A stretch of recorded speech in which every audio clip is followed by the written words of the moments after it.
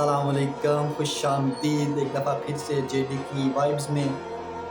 तो दोस्तों, एक सवाल जो काफ़ी अरसे से मेरे ज़हन में गर्दिश कर रहा है और वो ये कि क्यों अपनी गलतियों का, अपने नुकसान का ज़िम्मेदार हमेशा किसी और को ठहराते हैं। कभी वक़्त को, कभी हालात को। क्यों हमने कभी अपनी गलतियों से सीखने की कोशिश नहीं की? क्यों अपनी गलतियों को बड़े दिल से, बड़े जिगरे से एक्सेप्ट करने की कोशिश नहीं की? दोस्तों, आज का हमारा टॉपिक है अपना एहतसाब। अपना एहतसाब, इसका मतलब ये है कि अपने किए हुए गलत फ़ैसले, अपने आमाल का ख़ुद हिसाब लेना।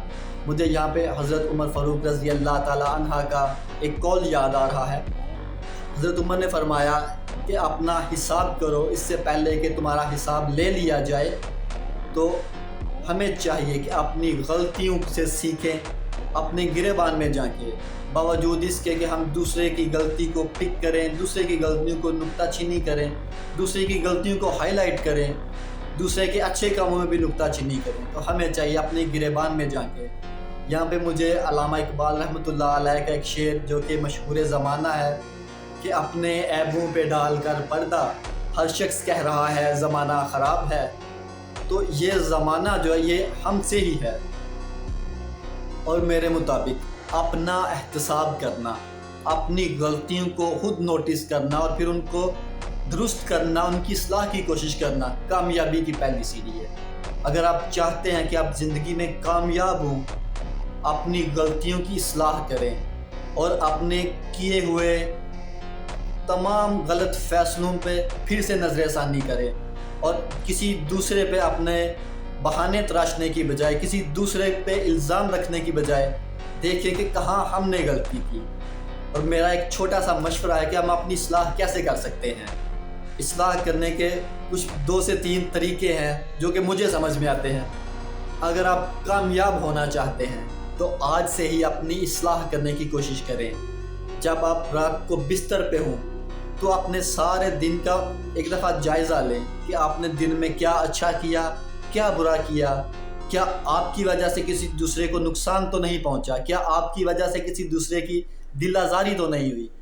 ये छोटी छोटी बातें जो इंसान ना चाहते हुए अनजाने में कर बैठता है, लेकिन इनका खामियाजा इंसान को किसी ना किसी सूरत में भुगतना पड़ता है। तो दोस्तों, हम अगर अपनी इस्लाह करेंगे, अपना एहतसाब करने की कोशिश करेंगे तो हम दर हकीकत कामयाबी की तरफ अपना पहला कदम बढ़ाएंगे।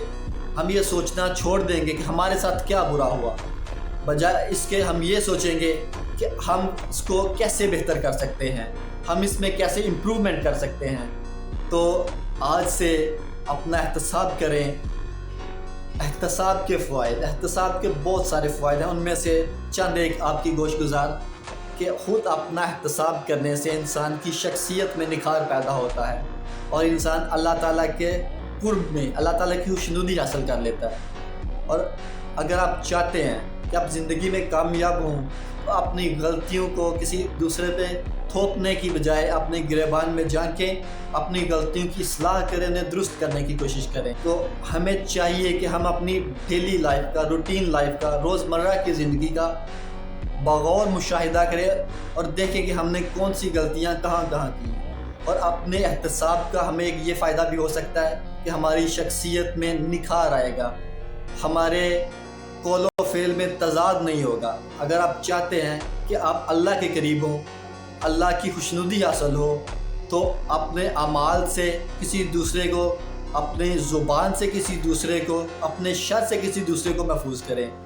तो अगर आपको ये टॉपिक्स पसंद आए, ये बात पसंद आई, तो कमेंट सेक्शन में अपनी राय का इजहार करें और अपने ख़यालात से हमें आगाह करें।